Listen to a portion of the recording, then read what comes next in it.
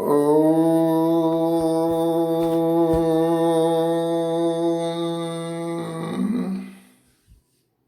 सबको सादर सप्रेम नमस्ते जी। आज हम कर्मफल व्यवस्था पर 20वीं चर्चा कर रहे हैं। कर्मफल व्यवस्था का दायरा बहुत बड़ा है, लेकिन कुछ प्रश्न जो ज़्यादातर युवकों में उठते रहते हैं, उनको उनके उत्तर का यथासंभव प्रयास करेंगे कि कुछ सलूशन निकल सके।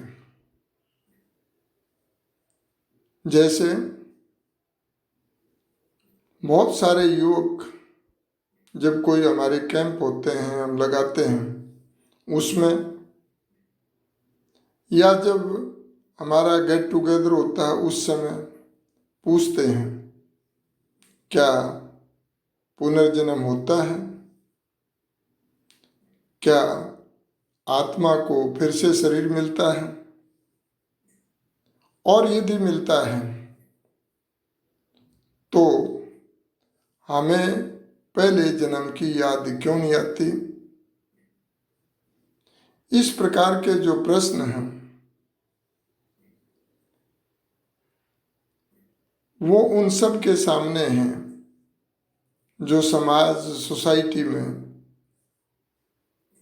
वैदिक प्रचार और प्रसार करते हैं।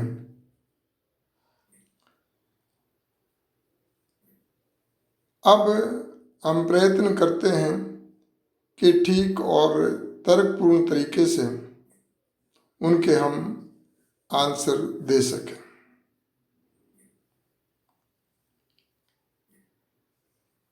सोल जो है वो निराकार और एक देशी है, इसलिए उसका जो नॉलेज है वो बहुत लिमिटेड हो जाता है। और अगर हम पहले जन्म की बात एक बार एक किनारे रख दें तो क्या हमें अपनी लाइफ में इस जीवन के अंदर जो पास्ट एक्सपीरियंस हुए हैं, जो इवेंट्स हैं, क्या वो हमें याद रहती हैं।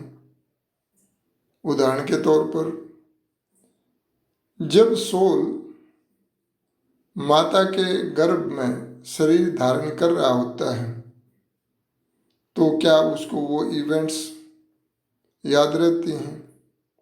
और जब जन्म हो जाता है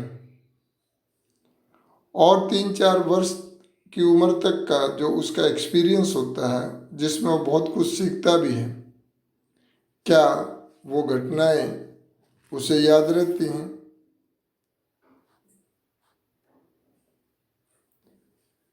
इसी प्रकार से जब हम विचार करते हैं तो पता लगता है कि नहीं, वो घटनाएं उन्हें याद नहीं रहती हैं, पूरे सीक्वेंस में तो बिल्कुल ही नहीं। और यदि आप एक मैच्योर व्यक्ति से भी पूछें कि 10 वर्ष पहले जनवरी मास के प्रथम सप्ताह के सोमवार में आप क्या कर रहे थे, आपके मन में क्या विचार चल रहे थे, तो क्या वह व्यक्ति बता सकता है कि what ideas were in your mind in the evening on Monday?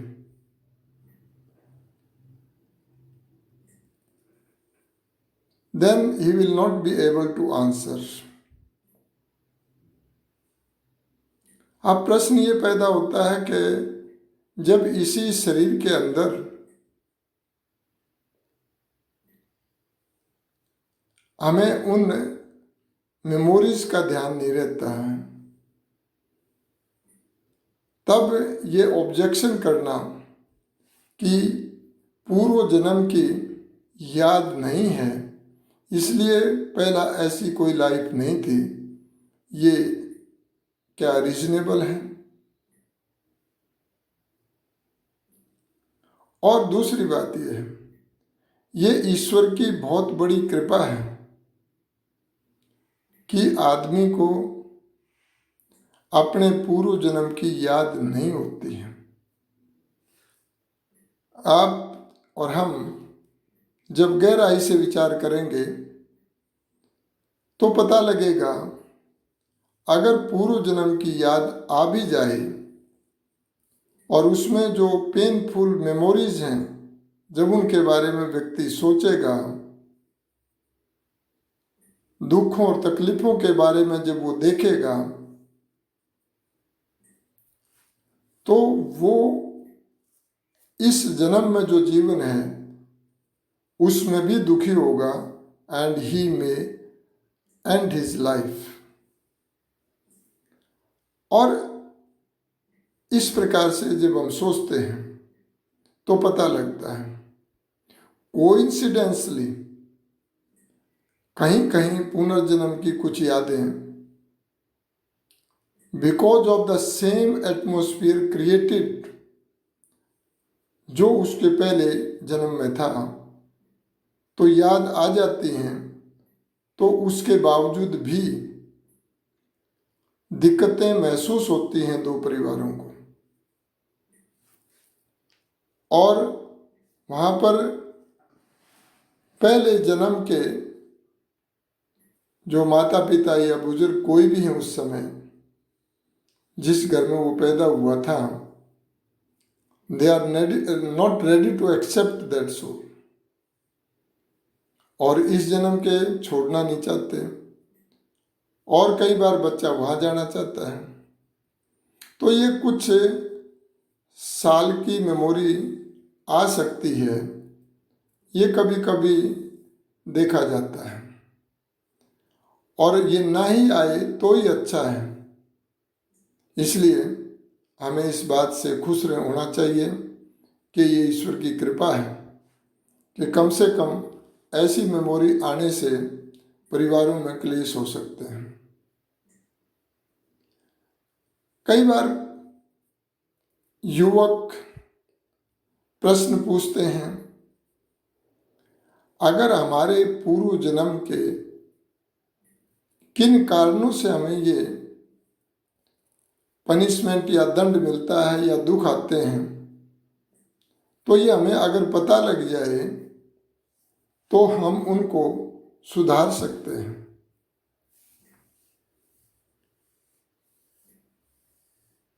यहाँ ध्यान रहे कि हर चीज हम डायरेक्ट परसेप्शन से नहीं जान सकते हैं, सीधे सीधे कोई हम नहीं जान सकते हैं, लेकिन बाय यूजिंग एविडेंस, इनहेरेंस और आपके कुछ जो क्वालिटीज हैं उनके आधार पर हम ये समझ सकते हैं, किसी कंक्लूजन पर पहुंच सकते हैं कि ये जो जीवन में असमानताएं हैं, इनइक्वलिटीज हैं, जो डिफरेंसेस हैं लाइफ के अंदर, डिफरेंट पीपल्स के अंदर, राइट फ्रॉम द बर्थ, और जो फिजिकल कंफर्ट्स हैं, डिस्कम्फर्ट्स हैं। कोई बच्चा बहुत विद्वान और पवित्र माता पिता के घर में उत्पन्न होता है, हेल्दी होता है, उसकी फिजिकल स्टेट बहुत अच्छी होती है, और कोई बहुत गरीब घर में पैदा होता है और फिजिकल स्टेटस भी अच्छा नहीं होता है, और किसी किसी बच्चे का रुचि, उसकी आदतें बिल्कुल डिफरेंट होती हैं दूसरे बच्चों से। कोई म्यूजिक में बहुत इंटरेस्ट रखता है, कोई आर्ट एंड क्राफ्ट में बहुत इंटरेस्ट रखता है, कोई साइंस में बहुत इंटरेस्ट रखता है। ये जो कॉजेज हैं, ये जो कारण हैं इनइक्वलिटीज के, असमानता के, दैट कैन बी रेफर्ड कि हम उससे एक इन्फ्रेंस निकाल सकते हैं।